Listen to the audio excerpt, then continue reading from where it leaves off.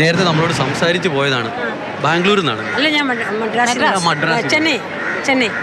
ഇത്രയൊക്കെ വന്ന് കണ്ട് നിങ്ങൾക്ക് സൗകര്യങ്ങൾ ഒത്തു തന്നതിനും എല്ലാവർക്കും നന്ദി. അമ്മയ്ക്കും നന്ദി. ഇനി എന്നാ തിരിച്ചുള്ള മടക്കം? ഞാൻ 26-ല്. അത് പൊങ്കാല കഴിഞ്ഞ് പിറ്റേ ദിവസം MG ലോഡ്ജിലാണ് ഞാൻ ഇരിക്കുന്നത്. താമസമൊക്കെ റെഡിയായിരുന്നു? 4 ദിവസം റൂം എടുത്തിരിക്കുക. എല്ലാ സൗകര്യങ്ങളും അവർ തരുന്നുണ്ട്. എന്തെങ്കിലും ആഗ്രഹ സബലീകരണത്തിനാണോ?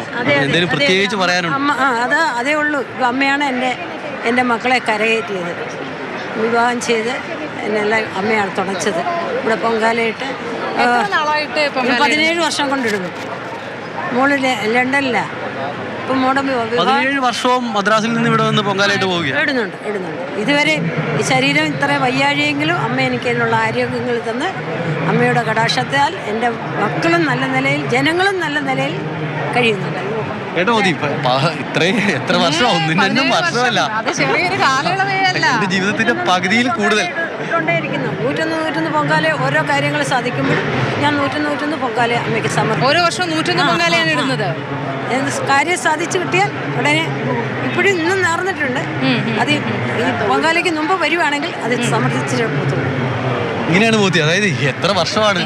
അതായത് 17 വർഷം എന്ന് പറഞ്ഞാൽ ചില്ലറ കാര്യമല്ല. അതും എല്ലാ വർഷവും മദ്രാസിൽ നിന്നും വന്ന് പൊങ്കാലയിട്ട് പോകുന്നയാളാണ്. 101 കൊല്ലത്തിലെ പൊങ്കാലയാണ്. അതെ. അപ്പോൾ അത് ഒരു മനസ്സിന്റെ ഒരു ശക്തിയാണെന്നാണ് എല്ലാവരുടെയും വിശ്വാസം. നമുക്ക് ആ ശക്തി നമുക്ക് ലഭിക്കുമെന്നുള്ളതാണ് അമലെ.